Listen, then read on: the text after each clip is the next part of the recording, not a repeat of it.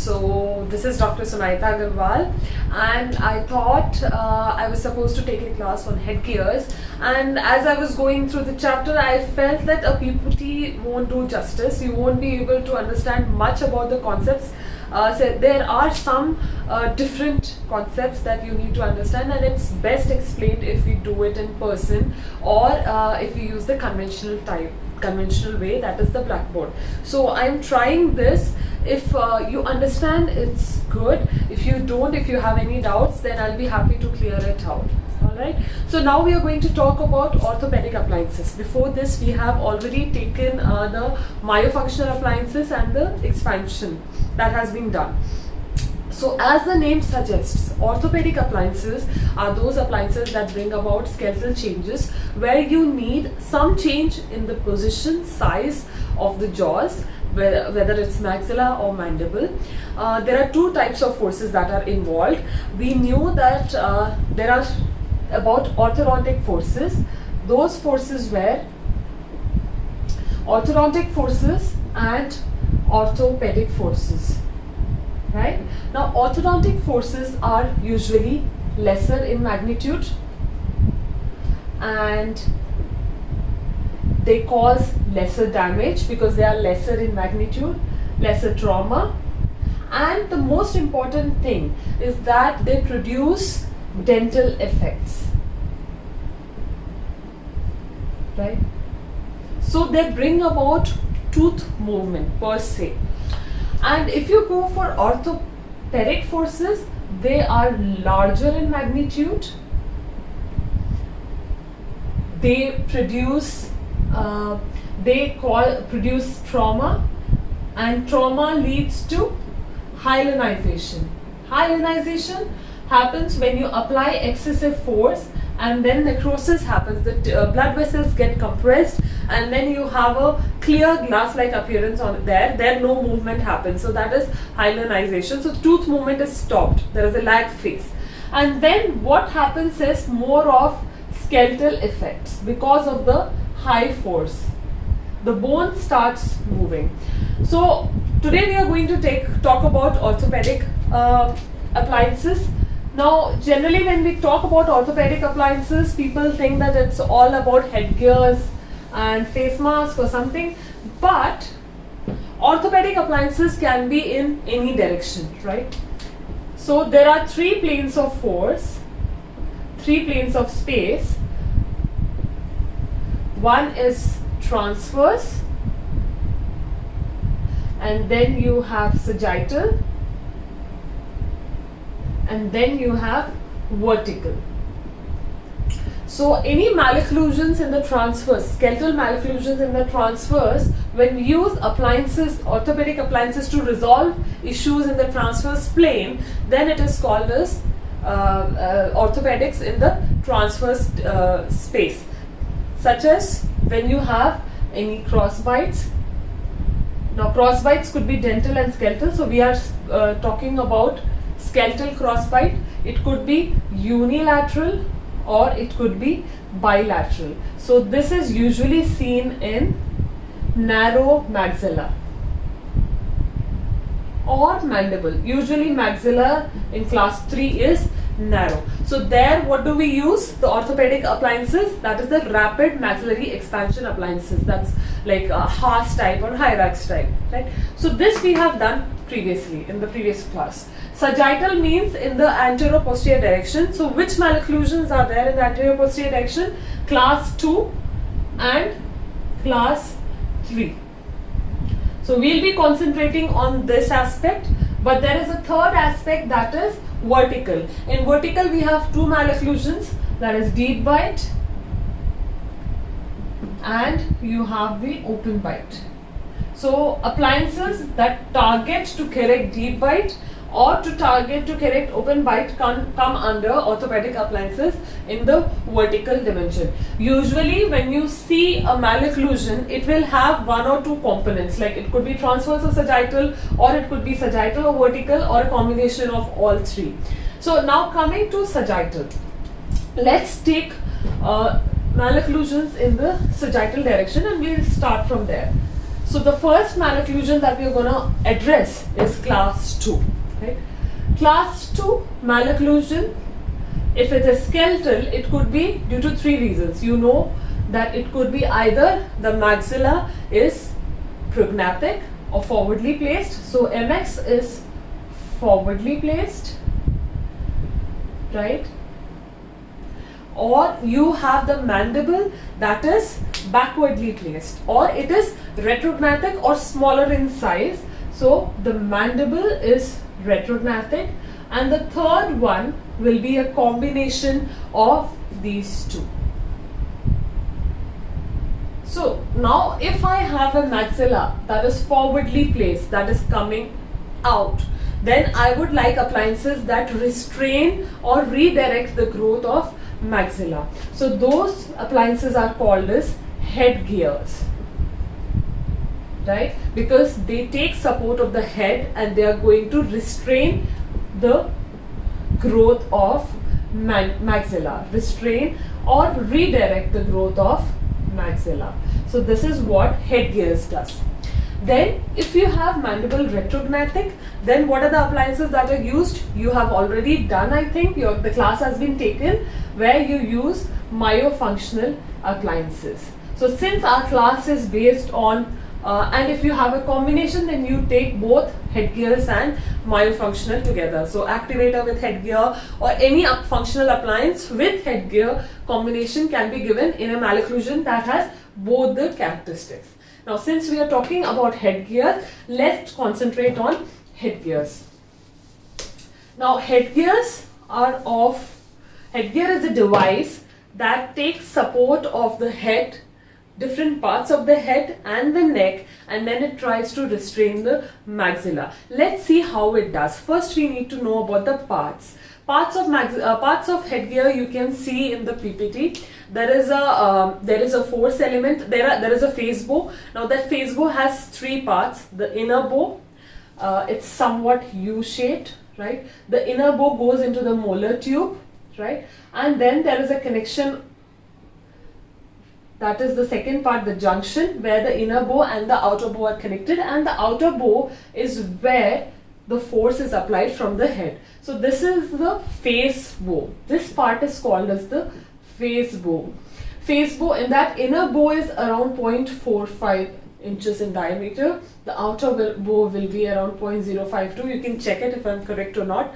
Alright, and then the junction. This is the face bow. This face bow goes into the molar tube and the outer bow extends here. And now this outer bow is again connected to the straps. That is called as the force elements.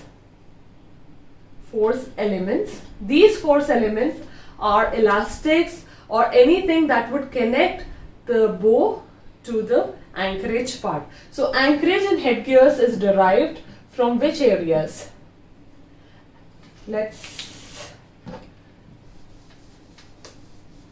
So the third part is the anchorage part, that is derived from either cervical. Cervical means neck. Then you have occipital, that is top of the head, the back of the head, and parietal. And then you have a combination where you use 2 or 3 areas. So usually you have a cap or a strap that engages these areas, and then you have the anchorage force element that is connecting this anchorage to the outer bow. So these are the parts of the face bow headgear. How does a headgear work? So before we move ahead, we should know of something about movements. Why I took this class on Blackboard is precisely because of this, because you need to get some concepts clear. If tooth movement, biology of tooth movement has been taken, or tooth movement has been taken, then you would probably understand. So there are 3 terms that we know. One is center of mass.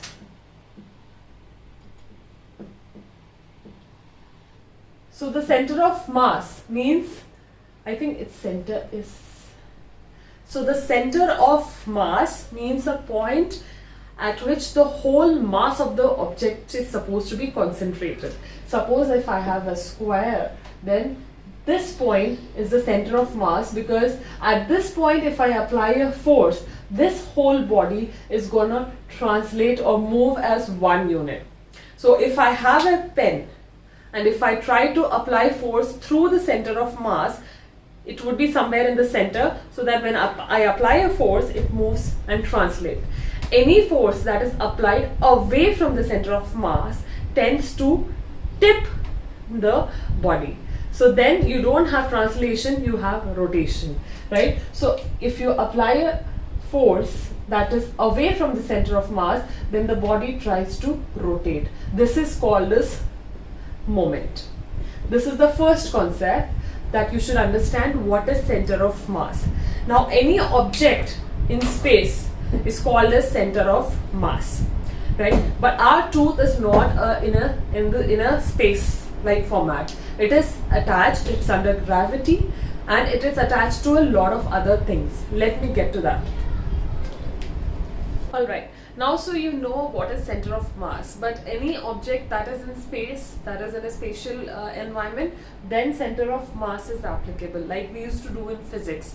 But when we are talking about a tooth, there is no center of mass, because a tooth is attached to many things. It's not in space, it's under gravity. So then when an object is spoken of on Earth, then we say it as center of gravity. This point is called as center of gravity. But again, a tooth is not under gravity. It is under gravity, but it has other things also attached to it.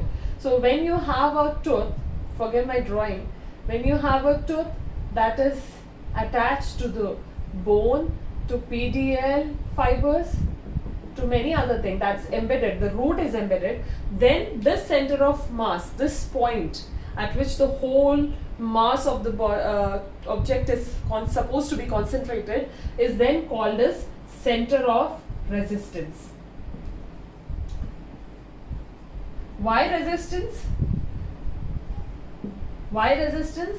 Because there are these surrounding environment that is going to resist the displacement of the object. So if I have a pen that is floating around in space, then the center of mass will be concentrated somewhere near this. But if I hold this pen from one end and then we try to move it, then there is resistance that is provided by this, right? So I need more force for one thing, and then this combined with the thing that is holding the point, the center point will start shifting downwards. You got that? Suppose I have a box, and then if I have a box here,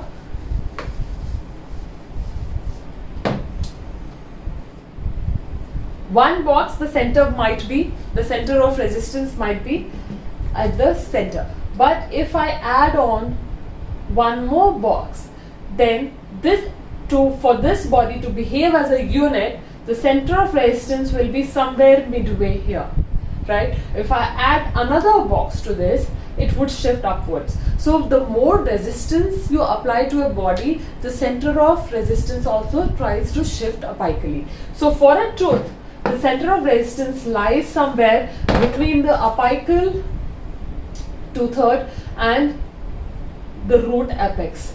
Somewhere here it lies, right? This is the center of resistance. It's not actually at the center.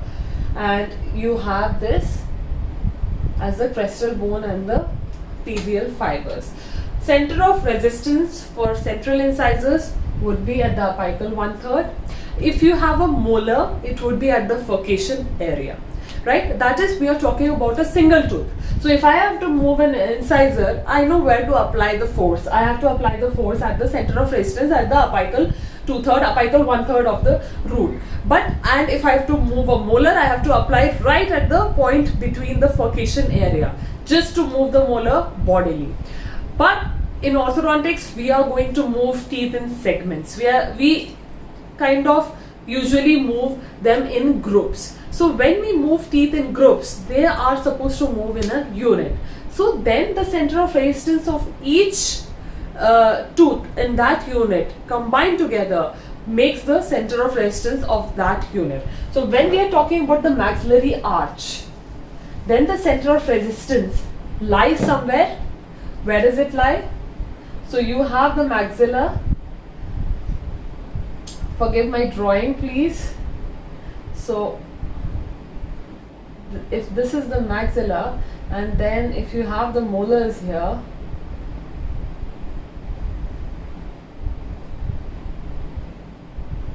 and the premolars here, I have drawn only 2 molars, and then the canine, and then you have the lateral incisors, and then the central incisors.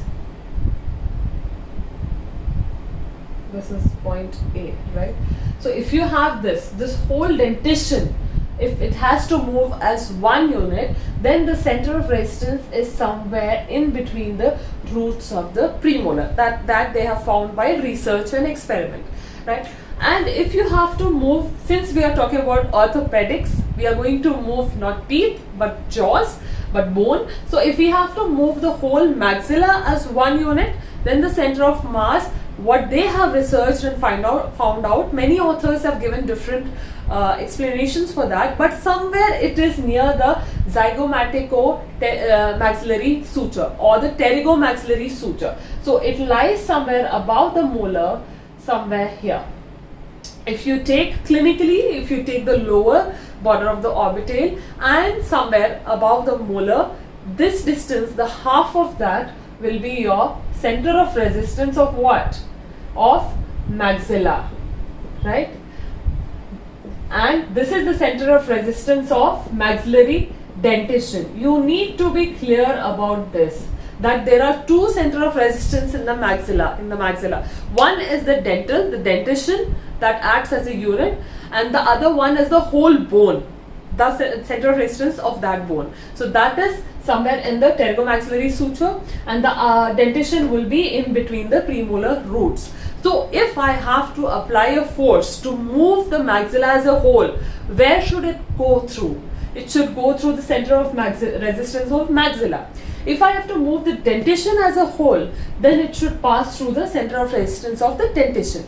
But clinically and practically, it's not possible to exactly pass the line of force through the through both the center of resistance. It usually goes above or below or through one of these points. So let's see what happens when we have different types of headgears working. Now, before this, I have to tell you how to calculate the moment to force ratio. I think we'll take it here. So, but as I told you, when you have a body and then if you pass the force through the center of resistance, the body moves as a whole. But when you apply a force that is away from the center of resistance, then there is a rotational tendency of the body. It's simple as you have a pen, and if you move it through the center, it goes bodily, and if you move it at the ends, if you apply a force, then it tries to rotate rather than bodily translating, right? So this tendency is called as moment, right? This is moment of the force that has been applied. How to calculate this? There are 2 things. One is calculation, how much moment is generated, and the other one is in which direction the moment is generated, because it's a rotational tendency. So it can be 2 types. Either the body can rotate clockwise or it can rotate anti-clockwise. That's for you to find out. So how do we do that? So what you have to do, it's very simple, and that you take out the axis, that is the center of resistance, and where the force is being applied, just go and circle it around the center of resistance. So which moment is created here? This is clockwise moment. This is clockwise moment. Suppose there was a force that was being applied here in this direction, then what would have been happened? The body would have tipped in this way. So just extend the force around the center of resistance. So you get an anti-clockwise moment. So this is how we calculate moment. Same here, if you apply a force here and the center of resistance is this, just rotate it or get it around the center of resistance and you will get the moment. So this is clockwise moment, right? This is how you find the direction of moment. And to calculate the moment, it's just a simple formula, that is force into the perpendicular distance. So whatever force I am applying, suppose 100 grams I am applying at a distance of 10 centimeters. So what will be my moment? 1000 grams centimeter, right? So this is the moment how we calculate. Applying the same thing here. If you have a cervical headgear means the line of attachment is going to the neck. So when the force is going below towards the neck, so it is lying where? It is lying below the center of resistance of both the dentition and maxilla, right? If you see this, we are right now talking about this line of force. Alright, this is a cervical headgear. So if we are applying this force, now what I do is what I told you, this first we'll talk about the center of resistance of dentition, then we'll talk about what happens to the maxilla, because whatever happens is due to this moment. How your teeth are going to change their position and how the jaw or the bone is going to change its position depends on the moment.